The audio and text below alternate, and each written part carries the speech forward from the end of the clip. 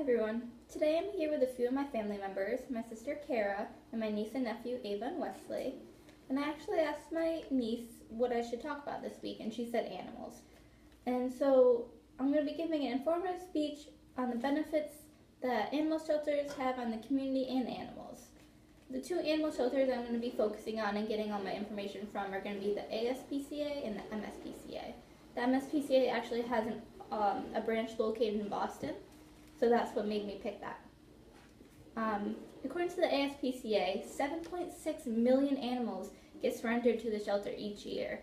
And out of that 7.6 million, only 2.7 million get adopted, and 649,000 return to their families if they're strays. The ASPCA offers two different types of services. One service is a medical center or a veterinarian center, and the other one is an adoption center. So my first topic that I'm going to talk about is just like the cost and how it has an effect on families if they have fallen on a hard time or if they just want to add a family member and find a cheaper route. So they do offer a cheaper way to introduce a new family member into your household. Their adoption rates are much cheaper than going to a breeder or getting even an animal free. If you get an animal free after all the vetting and all of the microchips and getting a spayed or neutered, it ends up costing around $400. And the adoption centers cost from around like $10 to $500, depending on if you're getting a small animal or a dog. Puppies range around $550 and grown dogs range around $250 to $450. Kittens range around $250 and older cats range around $150. Bunnies are $75, ferrets are $75, chinchillas are $50, and small animals such as gerbils, hamsters, mice, and rats are only $10. The reason for dogs and cats being so much more expensive is because the animal shelters offer being spayed and neutered, any rabies, any other vetting that they need, like female leukemia. They offer a microchip and they register the microchip just in case your animal does get loose and they bring it back to their vet or an adoption center. They can scan the microchip and figure out you're the owner. They also offer ID tags for animals and collars for cats. They do flea and tick treatment or preventative care. And they also offer obedience training classes for puppies, and if an older dog needs it, they offer it for an older dog as well, free of charge. My next topic that I'm going to talk about is a feral cat. If anyone's heard of a feral cat before, they know they're not the nicest to humans because they were brought up by a stray or another feral cat and they weren't really introduced to humans, and so they're not accustomed to humans. They don't really want to be around. They don't want to be domesticated. So if someone finds a feral cat on the street and just call it in as a stray, then the veterinarian or hospital will take it in, they'll get vaccinated, get them all up to date on their shots, and they'll actually spay and neuter them. But because they aren't accustomed to humans, they're not going to send them up for adoption.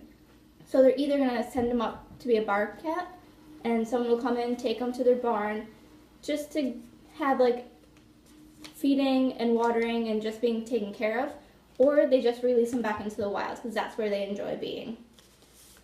And then my next topic is the MSPCA law enforcement. So this law enforcement is aimed to keeping animals safe and protected.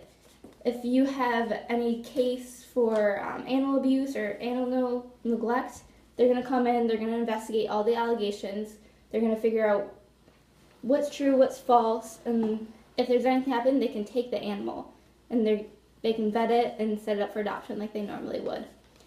But even if they don't see that what's being called in is animal cruelty, they're going to educate the owner to find a new way to help keep this animal safe. Like if someone leaves their animal out for too long in the day, have someone come in like a family member and just bring them inside and take them out to go to the bathroom.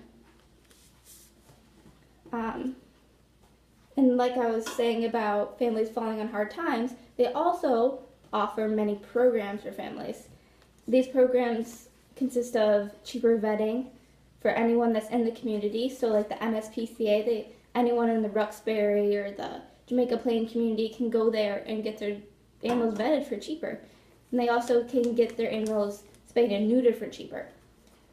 And another program they have is a spay and neuter program. So if a family is falling on hard times, all of a sudden medical bills piled up, they can apply for this discounted spay and neuters. Most of the time it's free, but sometimes it comes up like a $50 cost. And if they get accepted, it takes like a few months to actually get the animal in because there's so many requests. But then they'll take that animal in, get it spayed and neutered for cheaper, and that helps the family out and also helps the community out because there's not going to be tons of stray cats or stray dogs running around, or bunnies in that fact, because they also offer spaying and neutering for bunnies as well. And as you can see, animal shelters and the veterinarians at an animal shelter offer a great deal to the community and for animals. They keep them safe. They keep our community safe by not having stray animals running around that are unvaccinated, that possibly have rabies. And they also do so much good for families that just want to add a pet, but they maybe don't want to spend a $5,000 range for a purebred animal. So thank you everyone for watching.